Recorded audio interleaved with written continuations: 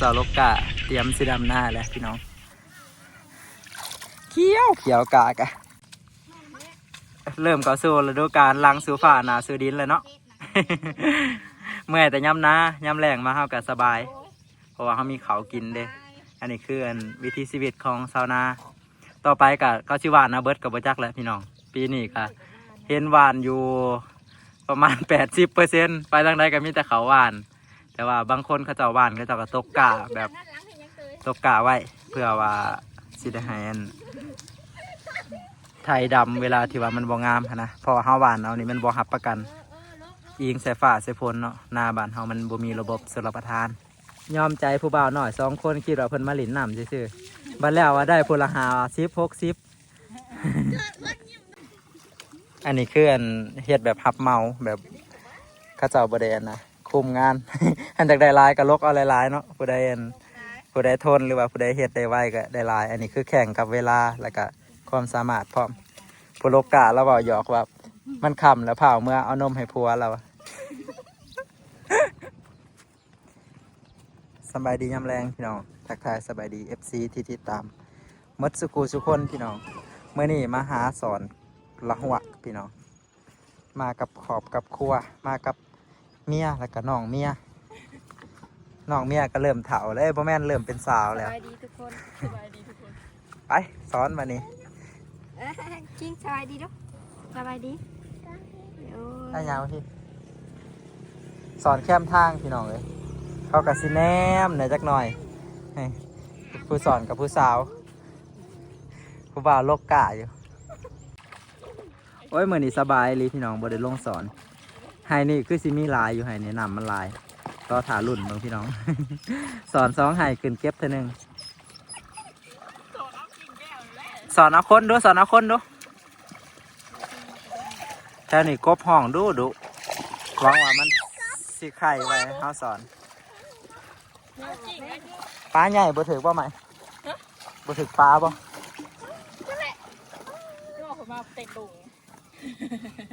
ว้าบขึ้นมาเบิ่งลูกกิ้งมียังกิ้งแมงดามีบ่ลูกมันว้าโถมีครบเบิดทุกอย่าง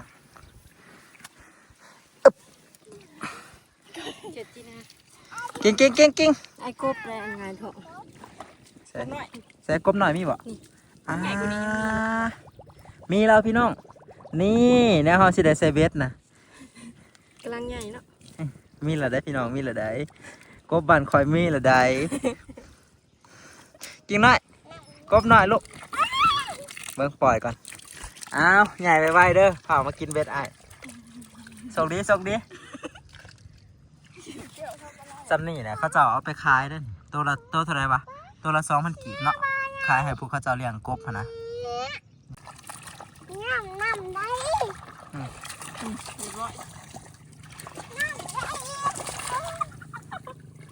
นี่ลิ้นน้ำได้ลูกทงเสียเอื่อยนะถืออยู่พี่น้องแต่ว่าโบมานปะเนี่ยถือไปแล้วถือไปนำกันแล้ว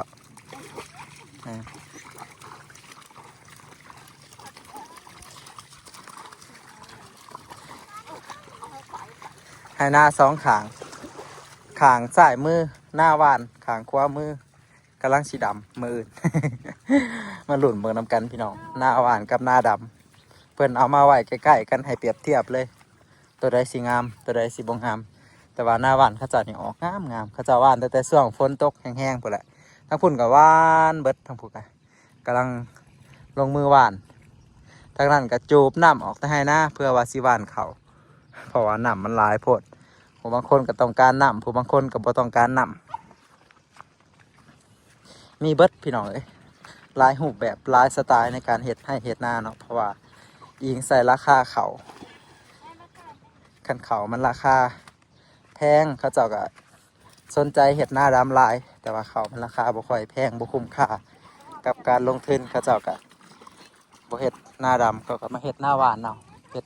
พอได้กินบ่ได้เฮ็ดเป็นธุรกิจการเอาขึ้นมาลูก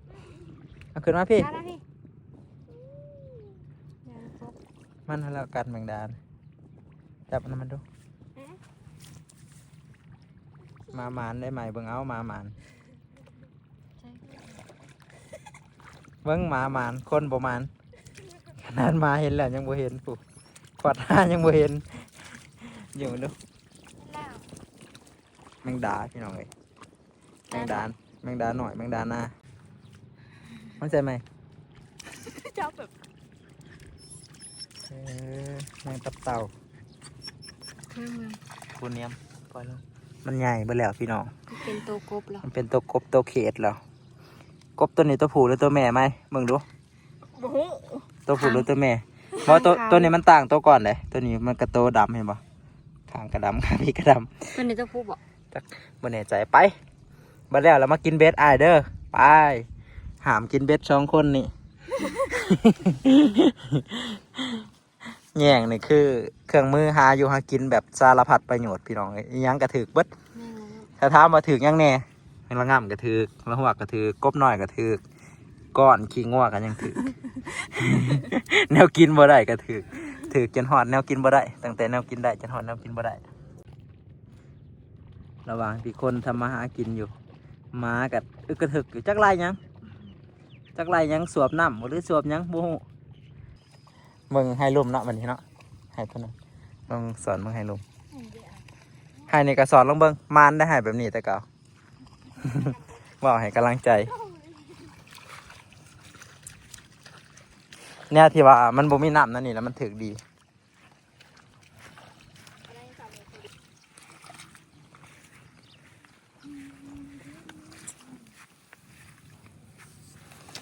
จะเอ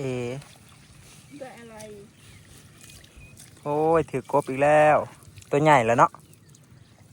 ขึ้นมากบมองได้ว่าเกียดแต่แอกตัวใหญ่แล้วไหมจับยึงมันดู กบน้อย ตัวหน่อยเนาะเต้ขี้โผล่เลย เบิ้งลอยน้ ไปซะบอกมาดันมาใส่เบ็ดเอาคือเก่า ทำมาหากินพี่น้องเลยวิธีชีวิตใหญ่มากก็กินมันอีก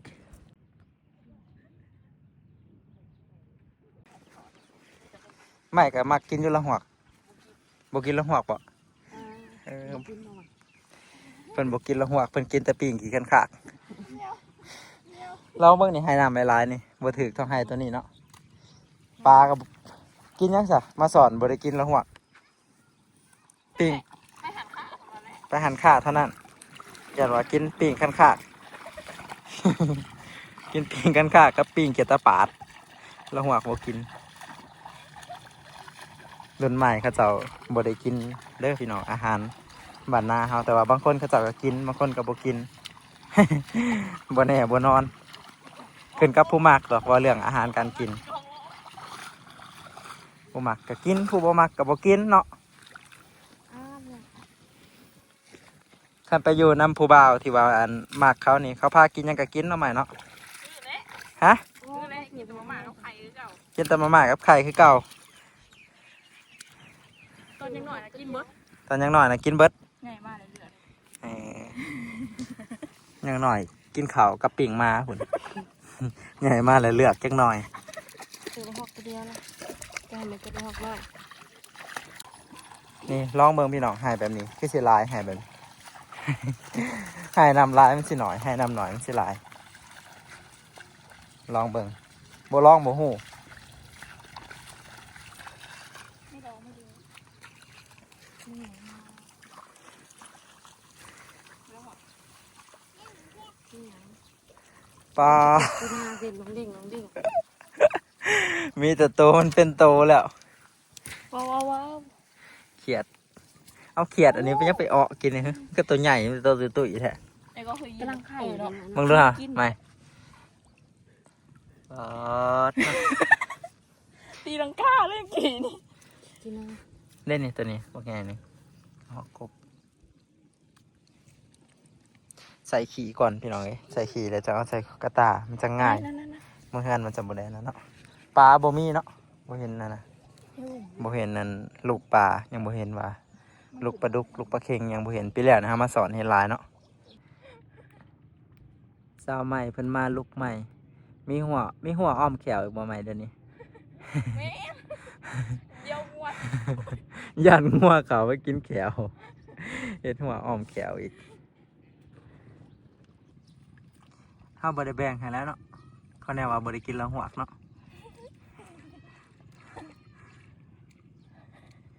ลูกสาวก็เอิ้นหาพ่อแม่อยู่เพิ่นลินสิต้มถ่าอยู่เทิงมันมาสอนกระมวลอยู่ดอกพี่น้องมาก็มานำเบิด2ตัวลูกก็มานำมาเบิดเฮือนบรรยากาศกระยำแรงๆแบบแสงตะเวนกำลังสิตกพี่น้องโอ้มากระโดดสวบจะนำเขาปากค่าคอ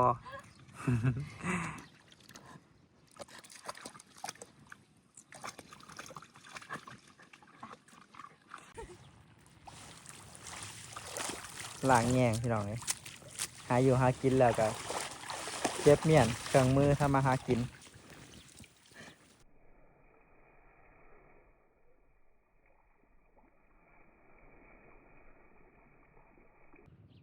เดินทางกลับแล้วพี่น้องพออยู่พอกินแล้ว อาหารบ้านนาตามฤดูกาล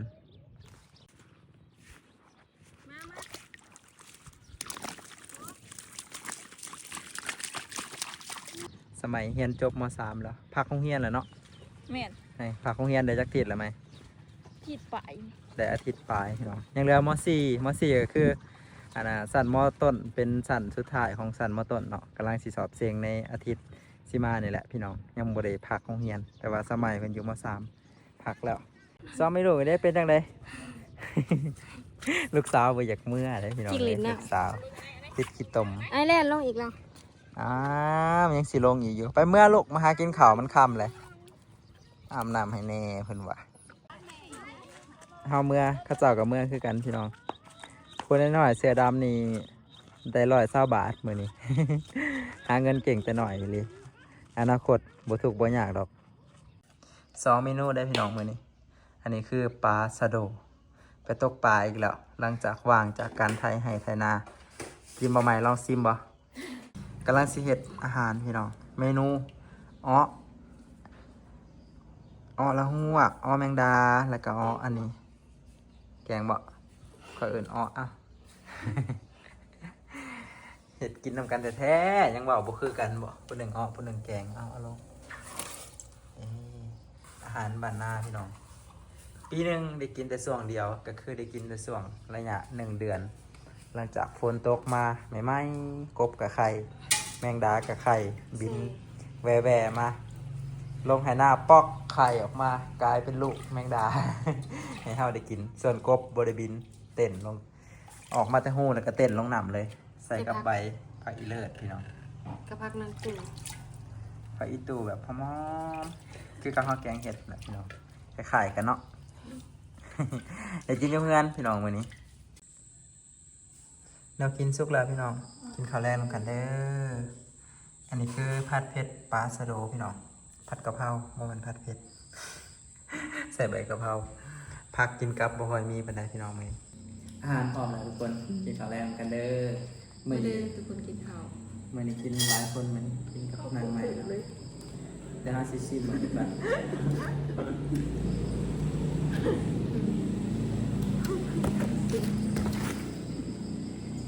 มันจะต่อมาจะต่อต่อซึ่งมันแซ่บเนี่ย กินแกงถูก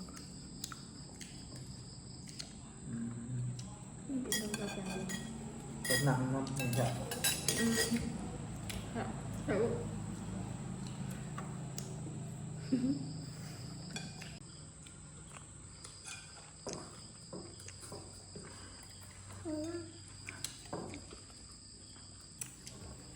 โอเคพี่น้องขอตัวกินข้าวเด้อพี่น้องบ่ซิมมึงบ่ใหม่บ่หวังสอนมาทั้งอย่าง ฮะ ขอตัวกินข้าวก่อนพี่น้องพอกันวิดีโอหน้าพี่น้องสำหรับวิดีโอนี้ที่กินข้าวอ่างก่อน บ๊ายบายพี่น้องบ๊ายบายใจละลายเลยครับขอบคุณละลายเด้อ บ๊ายบาย